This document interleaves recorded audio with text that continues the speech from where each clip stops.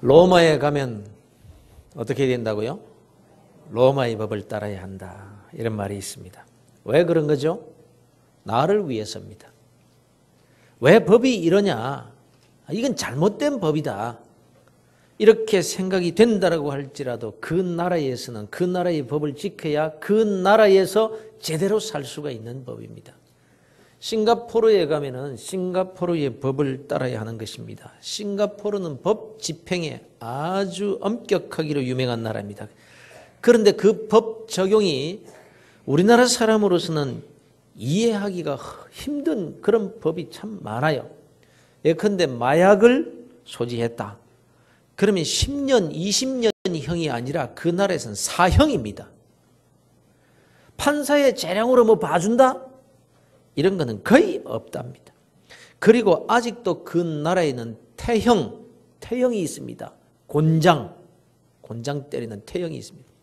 이 태형이 얼마나 무서운가 하니 곤장 한 대를 맞으면 1개월 이상 치료를 받아야 될 정도랍니다. 그런데 법 집행이 얼마나 엄격하냐?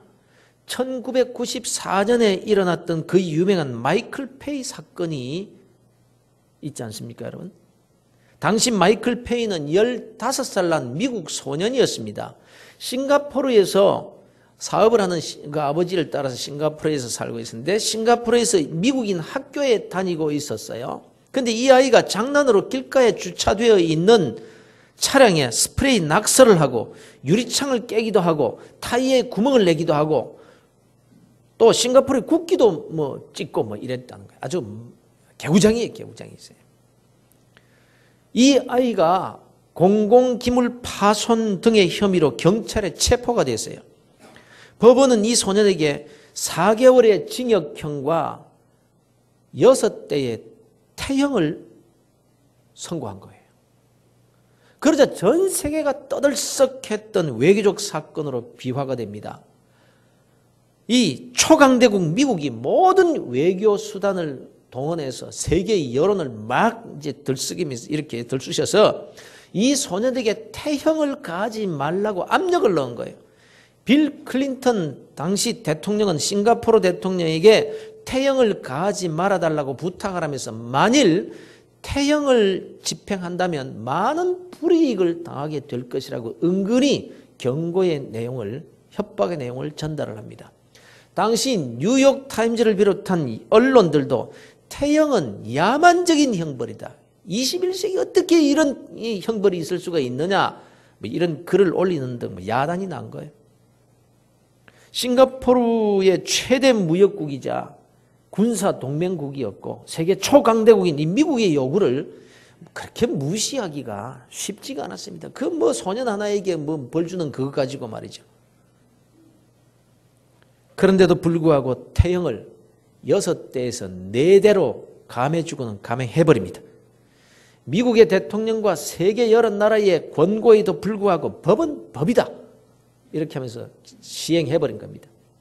그러자 클린턴 대통령이 발끈해가지고 어디 두고 보자 라고 하면서 분노를 표출을 했었고 미국의 언론들은 베트남 전쟁 패배 이후 미국이 아시아에서 당한 최고의 수치라고 하면서 야단을 했지만 눈도 끔찍하지 않고 곤장을 딱딱딱딱 그냥 4대를 내리쳐버릴 정도로 법 집행이 엄격한 나라입니다.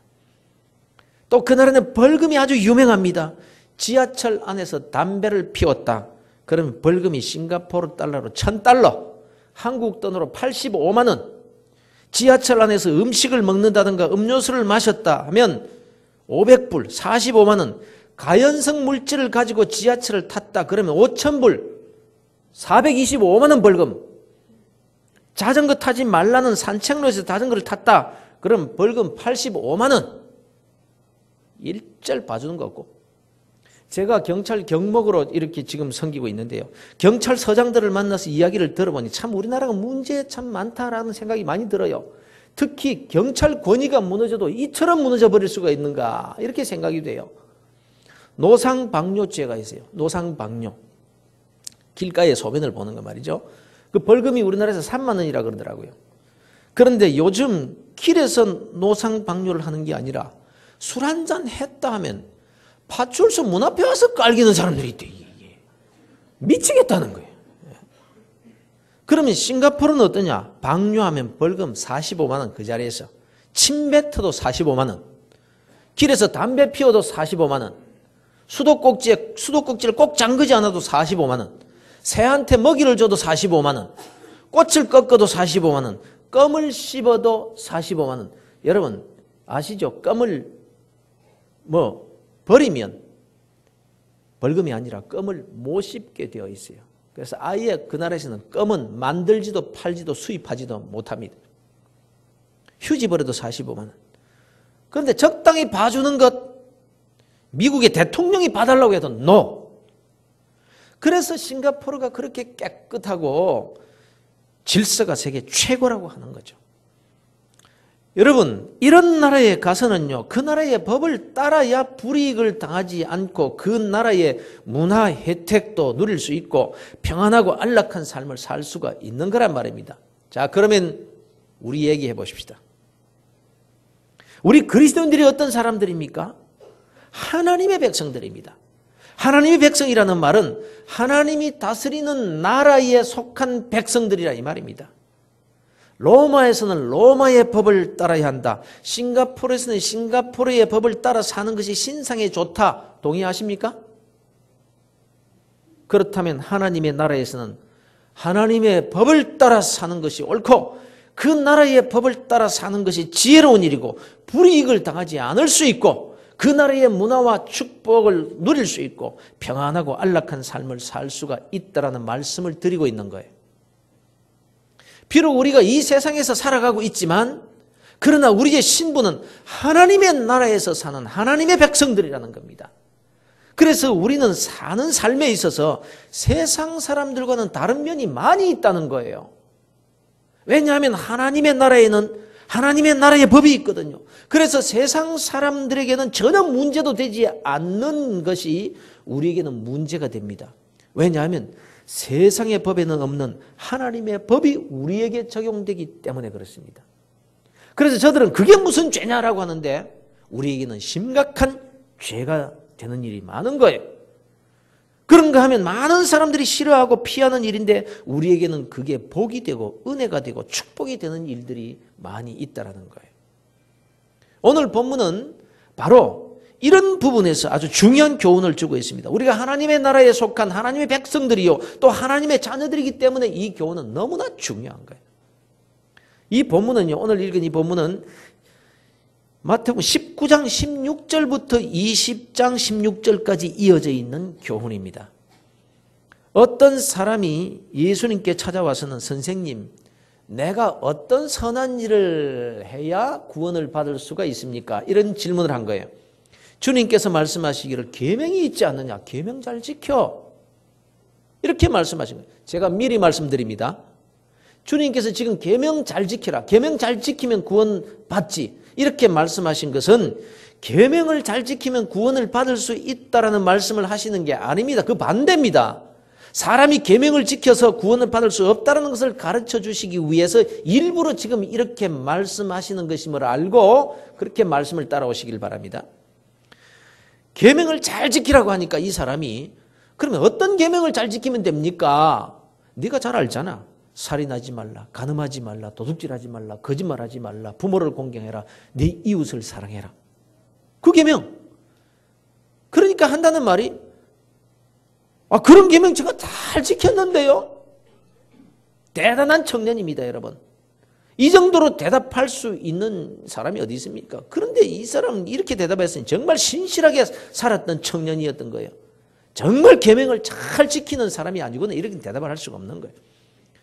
이러자 주님께서 말씀하시길 계명을 다 지켰다고? 그래 참 잘했구나. 그러나 아직 멀었어. 내가 한 가지만 말해줄게. 너 부자잖아. 너 재산이 많잖아. 이웃을 진짜 사랑하는 계명을 지키려면 어떻게 해야 되는지 내가 말해주지. 너 돌아가서 그 재산 다 팔아가지고 가난한 사람들에게 다 나눠줘라. 그리고는 나에게 와서 나를 따라오너라. 이렇게 말씀하시는 거예요. 칭찬받을 줄 알았죠. 너는 정말 신실하게 살았구나. 그래서 너는 천국에 넉넉하게 들어가게 될 것이니라. 이렇게 말씀해 줄 줄 알았던 겁니다. 그러면 여러분, 이 청년이 부자라서 지금 문제가 된 겁니까? 이 청년이 주님께서 내 이웃을 내 자신과 같이 사랑하는 계명을 지키라고 말씀하셨을 때 뭐라 그랬죠? 그 계명 잘 지켰습니다. 이랬단 말이에요. 무슨 뜻입니까? 부자였기 때문에 많은 사람들을 구제하고 불쌍한 사람 다 도와주는 삶을 살았다라는 겁니다. 가난하면 이 계명 지키지도 못해요. 없는데 뭘 도와줍니까? 부자니까. 그래서 동네 사람들로부터 칭찬도 많이 받았을 것이고, 그래서 스스로 나는 율법을 잘 지키면서 살았다라고 생각해서 이렇게 자신 있게 대답할 수 있었던 것입니다. 그런데 너 부자잖아. 몽땅 다 팔아서 가난한 사람들에게 나눠주라. 그리고는 예수님을 따르는 제자가 되라. 이래야 구원을 받을 수가 있다라고 한다면 도대체 이 세상에 어느 누가 구원을 받을 수가 있겠느냐라는 거예요. 그래서 청년이 그렇게 할 수가 없으니까 그냥 고개를 푹 떨구고 돌아갑니다. 그러자 주님께서 제자들에게 하시는 말씀이 내가 진실로 너희에게 이르노니 부자는 천국에 들어가기가 어려우니라. 이렇게 말씀하시는데 얼마나 어려운가에 대해서 낙타가 바늘귀로 들어가는 것이 부자가 천국 들어가는 것보다 더 쉽다. 이렇게 말씀하시는 겁니다. 제가 어릴 때 보니까 저희 어머니가 안경을 끼시고도 바늘귀에 실을 잘 끼지를 못하시더라고요. 그래서 이리 주세요. 제가 해드릴게요. 그러면서 한 번에 제가 탁 끼우고는 으쓱으쓱 했던 적이 있습니다. 저도 그런 때가 있었던 것을 믿으시길 바랍니다. 청년 여러분. 그런데 그 바늘 구멍으로 볼펜을 끼우라 그러면은 말이 됩니까? 거기다가 밧줄을 끼우라고 한다면은 어떻게 됩니까? 그 구멍으로 고양이 한 마리를 통과시키라고 한다면 어떻게 되죠? 그런데 낙타를 그 바늘구멍으로 통과시켜요? 이게 가능한 일입니까? 그런데 낙타가 바늘구멍을 통과하는 것이 부자가 천국에 들어가는 것보다 더 쉽다. 부자가 천국 들어가는 것은 불가능하다 이 말입니다. 주님의 말씀입니다. 여기에 돈 꽤나 있는 분들 이제 어떡하실 겁니까? 없는 척하면서도 이리저리 꽁꽁 숨겨놓고 계신 분들 어떡하실 거냐고요? 부자는 천국에 못 들어간대요. 부자 되려고 하시는 분들 어떡할 거예요? 그러면 누가 부자입니까? 재벌이면 부자이고 우리 같은 보통 사람은 가난한 사람인가요? 여러분, 나보다 가난한 사람이 나를 보면 내가 부자인 거예요. 그래서 부자 아닌 사람은 한 사람도 없는 거예요. 다 부자예요. 지금 가진 것 다 팔아서 나보다 가난한 사람에게 나눠주라. 이 말씀에 해당되지 않는 사람은 한 사람도 없습니다. 거지라도 자기보다 더 가난한 거지가 있는 법이거든요. 그러니 천국 갈 사람 한 사람도 없다는 이 말입니다. 이때 제자들이 말합니다. 주님, 그렇다면 도대체 누가 구원을 얻을 수 있겠습니까? 이때 주님께서 아주 중요한 말씀을 하십니다. 예수께서 그들을 보시며 이르시되 사람으로서는 할 수가 없으나 하나님으로서는 다 하실 수가 있느니라. 천국 갈 수 있다는 말입니까? 없다는 말입니까? 하나님이 하시면 된다. 그 청년이 이렇게 질문을 했어요. 주님, 내가 어떤 선한 일을 해야 구원을 받을 수가 있겠습니까? 이 질문에 주님께서 선한 일을 한다거나 율법을 지킨다거나 사람의 노력 가지고는 그 어느 누구도 구원을 받지 못한다라는 말씀을 하시면서 그러나 사람은 못하지만 하나님은 하실 수 있어. 하나님만 하실 수 있는 거야. 이 말씀을 하셨던 겁니다. 그러면 하나님은 어떻게 부자를 비롯한 모든 인간을 구원하실 수 있다고 하시는 겁니까? 하나님께서 하나밖에 없는 자신의 아들을 죄인들을 대신해서 십자가에 못 박아 피 흘려 죽이시는 일, 이것이 하나님께서 하신 일입니다. 바로 이 하나님께서 하신 이 일 외에 그 어느 누구도 자기 공력으로는 인간의 노력으로는 구원을 받을 자는 없느니라. 낙타가 바늘귀로 통과하는 것이 더 쉽다. 그런데 웬 은인지 웬 사랑인지 저와 여러분은 낙타가 바늘귀로 들어가기보다 더 어려운 그 구원의 길을 통과해서 하나님께 하신 그 은혜로 예수 믿어 구원받은 자들로 지금 여기 앉아 있습니다. 할렐루야. 그런데 이때 베드로가 등장을 합니다. 주님께서 어떤 의도로 이런 말씀을 하시는지를 전혀 깨닫지도 못하고 이 수제자라는 사람이 이렇게 묻는 거예요. 아, 주님, 아까 그 친구는 재산이 아까워가지고 그냥 돌아갔잖아요. 그러나 저는 모든 것을 다 버리고 배도 버리고 가족도 버리고 주님을 따르고 있지 않습니까? 그러니 주님, 우리는 무엇을 얻게 되는 겁니까? 이렇게 묻고 있습니다. 베드로가 왜 이런 질문을 하는 겁니까? 전혀 엉뚱한 질문인 거예요. 질문을 하면 이렇게 해야 맞습니다. 아까 그 청년은 자기가 가진 것 버리지 못해서 구원을 받지 못했다면 우리는 다 버리고 주님을 따르고 있으니까 우리는 구원받은 거 맞죠? 이렇게 질문해야 되잖아요. 지금 구원의 문제를 말하고 있는데 베드로는 그 구원에 관심이 있는 것이 아니라 버렸으니까 무엇을 보상받을 수 있습니까? 세상 사람들이 관심하는 그것밖에 관심이 없어요. 이 세상에서의 삶에만 관심이 있었던 거예요.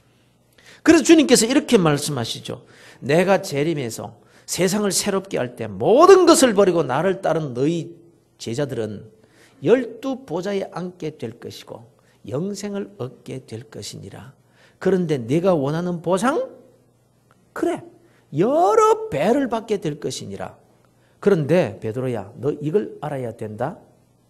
이러시면서 하신 말씀이 바로 19장 30절의 말씀입니다. 그러나 먼저 된 자로서 나중되고 나중된 자로서 먼저 될 자가 많으니라. 이 말씀을 20장 16절에서도 똑같이 말씀하십니다. 먼저 된 자가 나중되고 나중된 자가 먼저 될 자가 많으리라. 지금 베드로에게 하시는 말씀입니다. 베드로야, 넌 나중될 수 있음을 알아야 된다. 네가 보상받아서 여러 배로 네가 버린 것 다 받을 수 있겠지만 하나님 나라에서는 너가 지금 맹꽁치가 될 수가 있는 거야. 지금 내가 제자 가운데서도 수제자가 되어서 제일 앞에 서 있지만 나중에 가보면 내가 제일 끝에 서 있을 수도 있다는 것을 알아야 돼. 그렇다면 여러분, 이 말씀이 과연 베드로에게만 하시는 말씀일까요? 아닙니다. 바로 저와 여러분에게 주시는 말씀인 겁니다. 주님께서 먼저 된 자 나중되고 나중된 자 먼저 될 수 있다. 이 말씀에 대해서 더 자세하게 설명해 주시는데 바로 20장의 본문의 말씀입니다. 이런 내용입니다. 포도원 주인이 포도원에서 일할 사람을 구합니다. 아침 일찍 이 주인이 마켓플레이스, 그러니까 인력시장에 나가서 일꾼을 구하고는 싹을 정합니다. 오늘 하루 품삯으로 1 데나리온 주겠다. 일하겠냐? 좋습니다. 일하겠습니다. 이렇게 정하고 일을 하게 됩니다. 그런데 주인이 제3시에, 그러니까 아침 9시에 나가보니까 또 그 보니까 일자리를 구하지 못하고 놀고 있는 사람들이 있단 말이에요. 너희도 포도원에 들어가라. 또 정오에 난 12시에 나가서 또 놀고 있는 자들을 들여보내고, 오후 3시에 나가서 또 보니까 놀고 있는 자들이 있어 또 들여보내고, 오후 5시, 심지어 이 일을 마치기 1시간 전에 그때 나가서도 또 들여보냅니다. 그런데 이제 일을 마친 후에 품삯을 줄 때 문제가 생깁니다. 왜냐하면 주인이 일을 마치기 1시간 전 오후 5시에 들어와서 1시간만 일한 그 일꾼에게 1 데나리온을 주는 거예요. 그보다 더 일찍 오후 3시에 들어온 사람이 생각하겠죠. 나는 저 사람보다 2시간이나 더 일찍 들어와서 일했으니까 좀 더 주겠지. 그런데 그에게도 1 데나리온을 줍니다.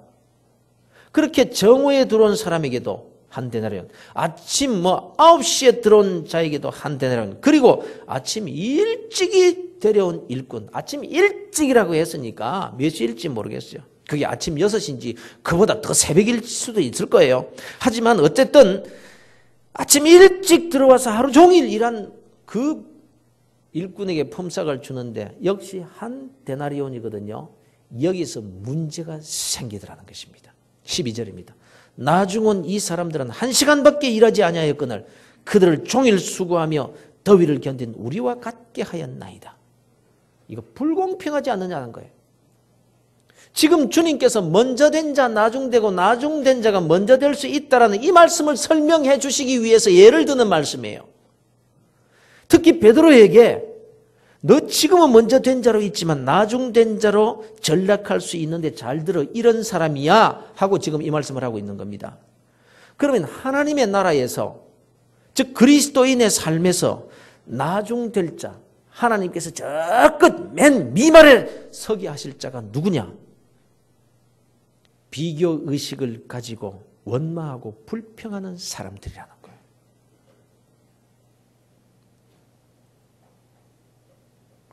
여러분 왜 우리가 원망하고 불평하면서 행복하게 살지 못하는 것입니까? 보세요. 지금 가장 불평이 많은 사람이 누구냐면 아침 일찍 들어와서 종일 일한 사람입니다. 다 그랬죠. 다. 3시에 들어온 사람도 그랬으니까 아침 일찍부터 일한 사람이야. 불평과 원망이 가득했더라는 것입니다. 그런데 사실은 여러분 지금 가장 기뻐해야 할 시간입니다. 일꾼이 제일 기분 좋은 시간이 언제입니까? 봉급 받을 때, 봉급 받을 때. 싹스를 받을 때 아닙니까? 그런데 그 기쁘고 즐겁고 행복해야 할 시간에 원망이 가득합니다. 화를 내고 있습니다.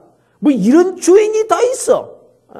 이렇게 불공평한 처사가 어디 있어? 확 뒤집어 엎어버릴 것보다 막. 가장 기뻐하고 행복해야 할 시점에서 원망과 불평으로 가득 찬 불행한 인생이 되어 있는데 그 이유가 무엇 때문입니까?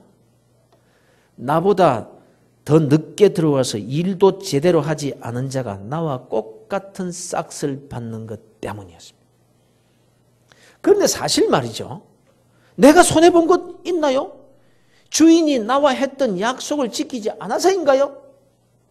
아침에 품삯을 정할 때 말이죠. 오늘 일당으로 한 데나리온 주겠다라고 했을 때 너무 고마워했었습니다. 일 시켜주는 것만으로도 행복했었습니다. 일자리가 없어서 놀고 있는 사람들이 그렇게도 많이 있었는데 일자리를 줄 뿐만 아니라 한 데나리온이라는 후한 싹스를 약속받은 거예요. 단번에 오케이 할 정도로 말입니다. 그리고는 일한 대가로 이제 싹스를 받고 있는 거예요. 가장 행복해야 될 그 시간 그는 행복하지 않았습니다. 원망과 불평이 가득했고 그래서 불행한 사람이 되어 있습니다. 이렇게 생각해 보세요. 주인이 9시, 12시, 3시, 5시에 그 다른 일꾼들 다 부르지 않고 자기 혼자서만 일했다면 그래서 약속대로 땀 흘려 일한 후에 한 데나리온을 손에 쥐었다면 행복했을 거예요. 행복했을 거예요. 보람이 있었을 거예요. 혼자서 일하느라고 실상 힘은 더 들었을 거예요.